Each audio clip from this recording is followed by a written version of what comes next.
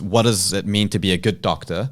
And let's try to be kind of brief about this. And I think that ties in with what kind of personality values and motivations would make a successful doctor, because I think I would say that when we're talking about a successful doctor, we're talking about a good doctor. We're not talking about a really financially well-off doctor. If you want to do that, do private practice surgery, or go to Korea and be a plastic surgeon. So what does it take to be a good doctor? What type of person do you have to be? What do you have to be doing? Are you going to make me answer that one first? Sanjeev, you want to go first? Yeah, like it's a huge question. You could talk for days on this. I think it encompasses lots of different areas. One of them is definitely a good communicator. Like a good doctor is a good communicator.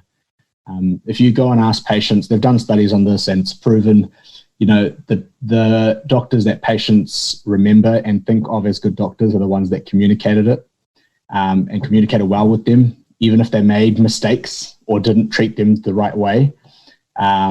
You can have the best surgeon in the world that's technically like the best surgeon is the best at that operation, but if he can't speak to the patient, you talk to that patient afterwards and they'll tell you that guy was a crap surgeon, regardless of what he did on the inside.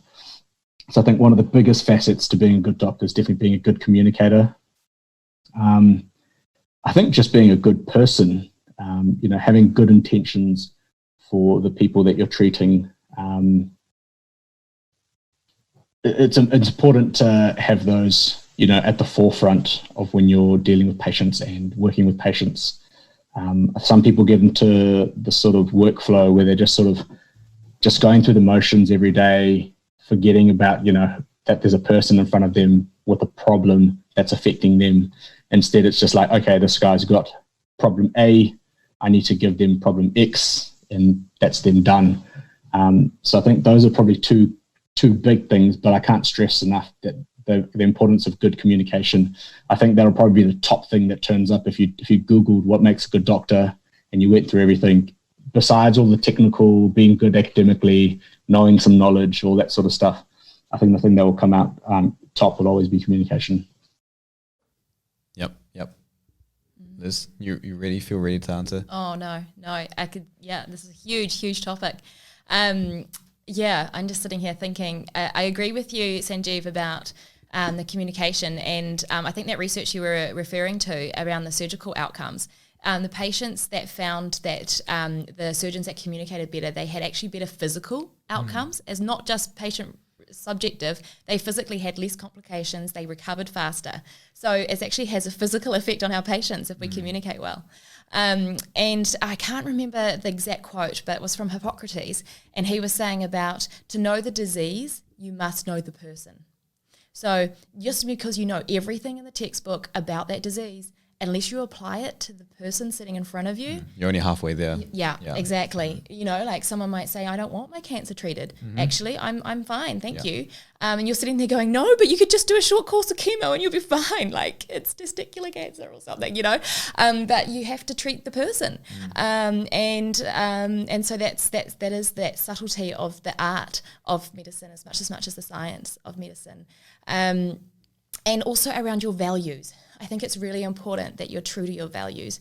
Like I gave you 2 examples about times when I was right, when I called out particular things. But also at the same time, I had to know that if I was wrong, that's okay as well. Yeah. I could look like the absolute idiot. Like, who the heck does she think she is calling out Mr. Consultant on a Sunday morning? But I was like, no, my patient comes first. Yeah. My values is that I'm going to do everything that I know I need to do for my patients. And if I end up looking like an idiot, that's fine. It's about putting others before yourself. And then at the same time, as I say that, I'm also saying, look after yourself, mental health, well-being. So it's this very fine balance. That balance is there, yeah, definitely. Yeah. There's that saying that we say around, when in the aeroplane situation, put on your own oxygen before you help others. But at the same time, you got to do everything you can for others as well. Yeah. Again, I guess because I'm always the last one on this, I've just combined the 2 of it. Communication. Being able to educate, definitely, I'd really say that's a big one. And then the next one, is I would say when I think about the doctors that I've worked with that I think man, they're really a great doctor.